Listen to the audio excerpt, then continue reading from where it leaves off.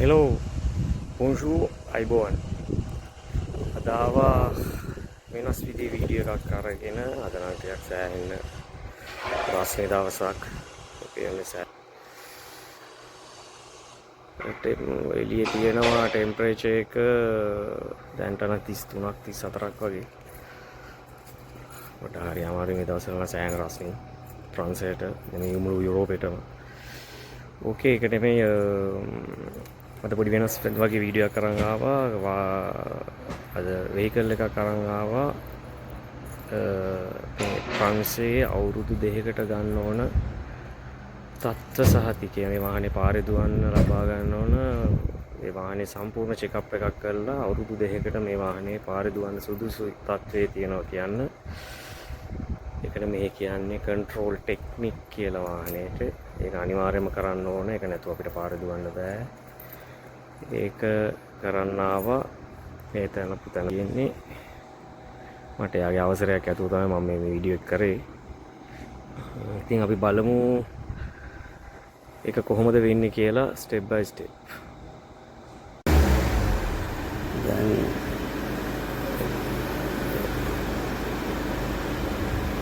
ඒ controller ඔයාලට check කරන්න පටන් ගත්තා රේස් කරන්න ඕන වාහනේ ටෙම්පරේචර් එක ගන්න එකට වර්කින් ටෙම්පරේචර් එකට එන්ජින් එක ගන්න ඕන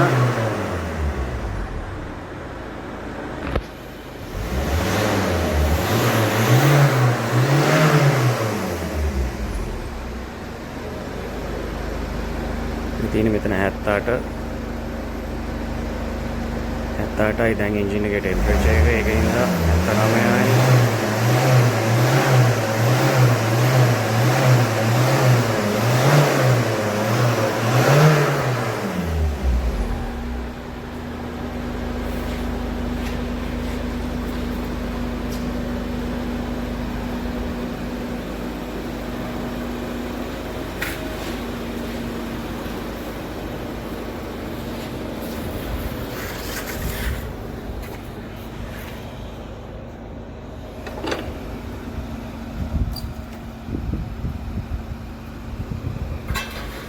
මැෂින් එක සයිලන්සර් එකට දැම්මා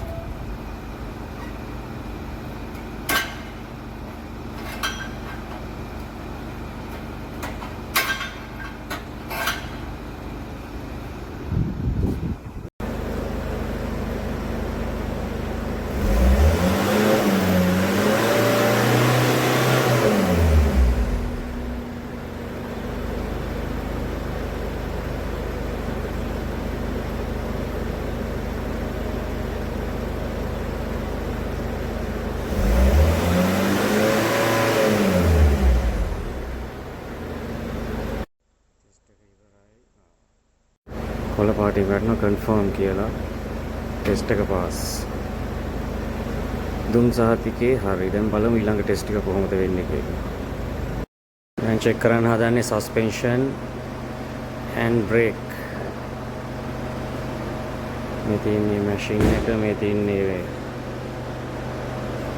සෙටප් එක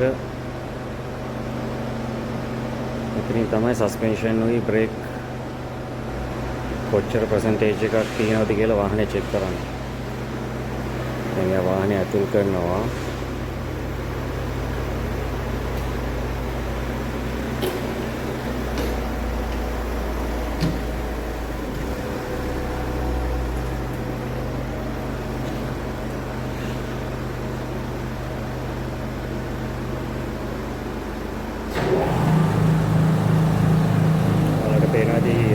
वाइब्रेशन එක දීලා ඉස්සරහ සස්පෙන්ෂන් එක වම් පැත්ත දකුණ ඉස්සරහ දකුණවම ඊට පස්සේ පිටිපස්සවම දකුණ ඔක්කොම චෙක් කරනවා. පොඩි ඩයග්‍රෑම් එකක් යනවා.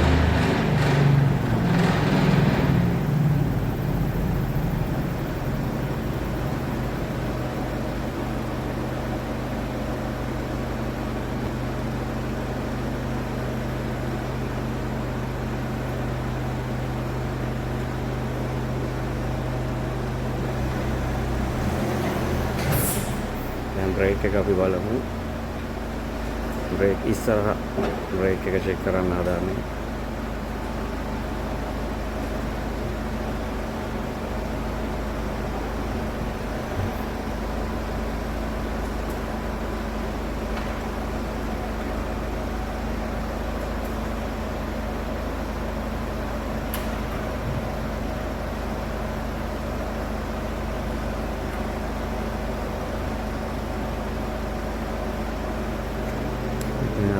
පස්සෙන් ඔක්කොම බ්‍රේක් ලයිට්ස් ඔක්කොම චෙක් කරගන්නවා ඒ අතරේ. මේක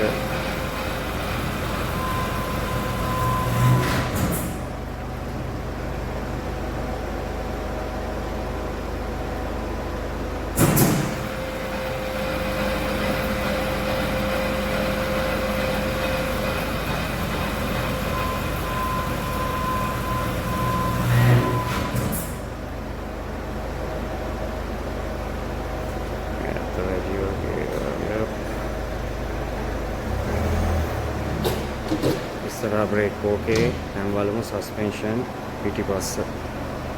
මට ළඟටම ගිහලා වීඩියෝ එක ගන්න බෑ මොකද එයාගේ මොනිටර් එක කවර් වුණොත් එයාට ප්‍රශ්නයක් වෙනවා. ඒ නිසා මම පොඩ ඈතින් නම් වීඩියෝ කරන්නේ. එයාගෙන් අවසර අරගෙන තමයි මම මේ වීඩියෝ එක කරන්නේ. නැත්නම් තහනම් ඉතින් එකපාරට දැනකට ඇවිල්ලා වීඩියෝ එක කරන්න. පිටිපස්සේ සස්පෙන්ෂන් එක තමයි මේක චෙක් කරන්නේ. ෂොක් ඇබ්සෝර්බර් පිටිපස්සේ තියෙන ලෝරාම් අපරාම් ඒකටම චෙක් කරනවා.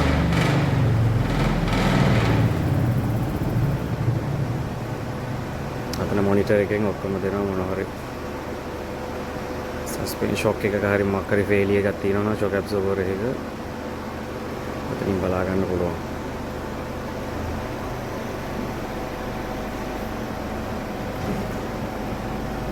පිටිපස්සේ බ්‍රේක් චෙක් කරන්න හදන්නේ. බ්‍රේක් එකයි හෑන්ඩ් බ්‍රේක් එකයි වෙන වෙනම චෙක් කරනවා.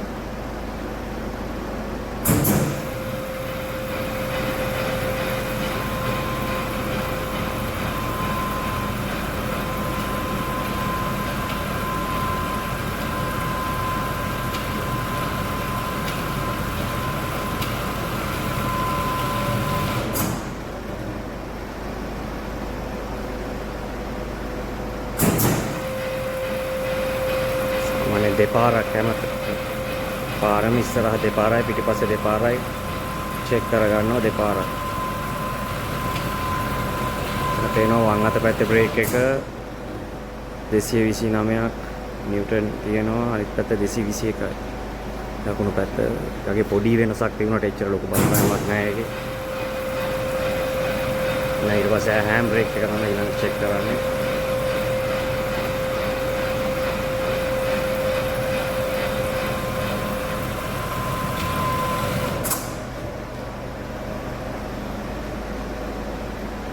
ඒ ටිකත් ඕකේ. බ්‍රේක් සස්පෙන්ෂන් මොනවත් එරර්ස් නැහැ ඒව මොනවත්. අර ඉස්සරහට ගිහලා බලන්නේ හෙඩ්ලයිට් වල ලෙවල්ස් හරියට ලෙවල් එක තියද ගහලා තියෙන කොහොමද චෙක් කරන පොයින්ට්ස් ඒක තමයි දැන් චෙක් කරන්න හදන්නේ. මේක suspension tyres silencer brackets silencer leak ඒ ටික ඔක්කොම චෙක් කරන්න හදන්නේ. මේක තමයි ෆයිනල් ස්ටෙප් එක. මේකත් ඉතින් පාස් වුණොත් මොකුත් ලොකු මේජර් ෆෝල්ට්ස් නැතුව අවුරුදු දෙකකට සහතිකය හම්බ වෙනවා. මේක 4 wheel වාහනයක් හින්දා සාමාන්‍යයෙන් මේකට මේගොල්ලෝ යුරෝ 90ක් අය කරනවා.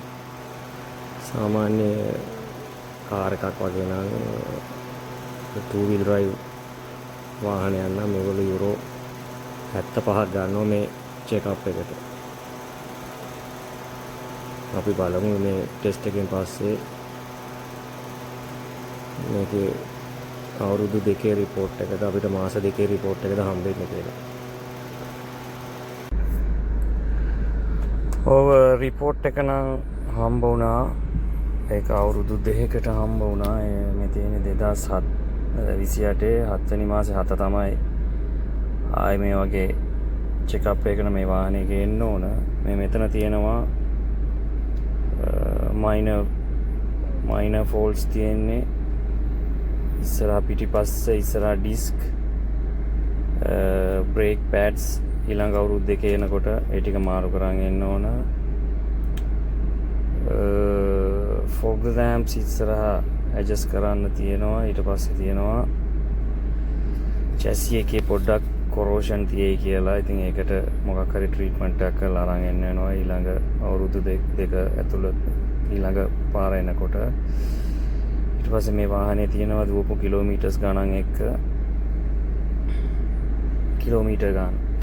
මේ තියෙන පල්ලෙයි මේ ප්‍රංශේ වාහනයක කවදාවත් කිලෝමීටර එක අඩු කරලා වාහනයක් විකුණන්නත් බැහැ දුවන්නත් බැහැ. මේ මොකක් හරි ප්‍රශ්නයක් වෙලා අපි එහෙම වාහනයක් කරපු එකක් අපි වාහනයක් ගත්තත් එහෙම කරපු එකක් ආපහු අපි ඒක විකුණුවොත් ඒකේ රෙස්පොන්සිබිලිටි එක එන්නේ ඒක අපිට එන්නේ. විශේෂ කාරණයක් තමයි ඒක මේ ප්‍රංශයේ කිලෝමීටර්ස් අඩු කරන්න බෑ වාහනවල. ඇත්තටම නීතියෙන් තහනම් ඒක. අපි කොහෙන් හරි වාහනයක් අරන් ඇවිල්ලා ඒක අපි දන්නේ නැතුව කිලෝමීටර් එක කරකවලා නම් මීටරේ කරකවලා කියන්නේ මීටරේ කරකවලා නම් අපි දන්නේ නැතුව ඒක විකුණුවොත් අපි විකුණුපු එක්කෙනා ගිහිල්ලා අපිට පොලිසිය එන්ට්‍රි එකක් දැම්මොත් ඒකේ අපි මීටරේ කරකවුවේ නැතත් මමනේ අන්තිමට ඒක විකුණුවේ. ඒකේ රෙස්පොන්සිබිලිටි එක අනිවාර්යෙන් මට තමයි ගන්න වෙන්නේ. සමහරලාට ඒකට හිරෙත් යන්න වෙන්න පුළුවන්. ඒකින්ද සෑහෙන ලොකු ප්‍රශ්නයක්. ඒක අනිවාර්යයෙන්ම වාහනයක් ගන්න කලින් මෙන්න මේ කන්ට්‍රෝල් ටෙක්නික් රිපෝට් එකේ අනිවාර්යයෙන්ම මෙන්න මේ හිස්ටරික් එක බලන්න. ඒකත් එක්ක කම්පෙයාර් කරලා බලන්න වාහනේ දැන් තියෙන කිලෝමීටර්ස් ගාන මැච් වෙනවද කියලා. එහෙම ගොඩක් වෙලාවට ජර්මන් වල නම් ගොඩක් වෙලාවට ඕක කරනවා. මීටර්ස් කරකවලා වාහන විකුණනවා. එහෙම වාහනයක් අපි ජර්මන් ඉඳන් අරන් ඇවිල්ලා මේ රෙජිස්ටර් කරලා එතකොට ඒක ප්‍රශ්නයක් වෙන්නේ නැහැ. මොකද ඒක වෙන රටක ඉඳන් අපි ප්‍රංශයට ගෙනල්ලා ප්‍රංශේ රෙජිස්ටර් කරාම එතන ඉඳන් තමයි ප්‍රංශේ ඒක හිස්ටරි එකට ඇතුළත් වෙන්නේ. අපි වාහනයක් ප්‍රංශෙන් මීටරේ කරකවපු එකක් එහෙම ගත්තොත් වෙන්නේ අපි තමයි ඒකේ රෙස්පොන්සිබිලිටි එක ගන්න වෙන්නේ. ඒක අපි විකුණුවොත් අපි දන්නේ නැතුව අපි ගන්නවා වාහනේ. නමුත් අපි දන්නේත් නැහැ අපි ඒක කාට හරි විකුණනවා. කොහොම හරි එයාට මොකක් හරි ප්‍රශ්නයක් වෙලා ගරාජ්‍යයකට ගිහිල්ලා මේ වාහනේ මොන ප්‍රශ්න තියෙනවා මේක මේ කිලෝමීටර්ස් ගන්න වෙන්න බෑ කියලා ඊපස්සේ කොහොම හරි මේ කන්ට්‍රෝල් ටෙක්නික් රිපෝට් වලින් සෙට් වුණොත් එහෙම මේක ප්‍රූව් වුණොත් එහෙම වාහනේ මීටරේ කරකවලා කියලා මමනේ අන්තිමට විකුණලා තියෙන යාට වාහනේ මට සමාලාට වාහනේ මුළු මුදලම එයාට ගෙවන්න වෙනවා වාහනෙත් නැති වෙනවා නඩුත් වැටෙනවා සෑහෙන ලොකු ප්‍රශ්නයක් වෙනවා. ඕකේ දැන් මේ කරපු වාහනේ නම් ඒකේ කන්ට්‍රෝල් ටෙක්නික් රිපෝට් එක හම්බ වුණා. ඒක අවුරුදු දෙකකට දුවන්න පුළුවන්. ඔන්නෝම තමයි ඉතින් මේ ප්‍රංශය ඇතුළත වගේ වාහනයක තත්ත්ව සහතිකය අවුරුදු දෙකක් පතා ගන්න කන්ට්‍රෝල් ටෙක්නික් ඒ රිපෝට් එක එහෙම තමයි ලබා ගන්න වෙන්නේ. ඕකේ එහෙනම් වීඩියෝ එක බලපු සියලු දෙනාටම ස්තුතියි. නැවත හමු වෙමු මෙකැනික් වීඩියෝ එකකින් හෝ වෙනත් වීඩියෝ එකකින්. බොහොම ස්තුතියි.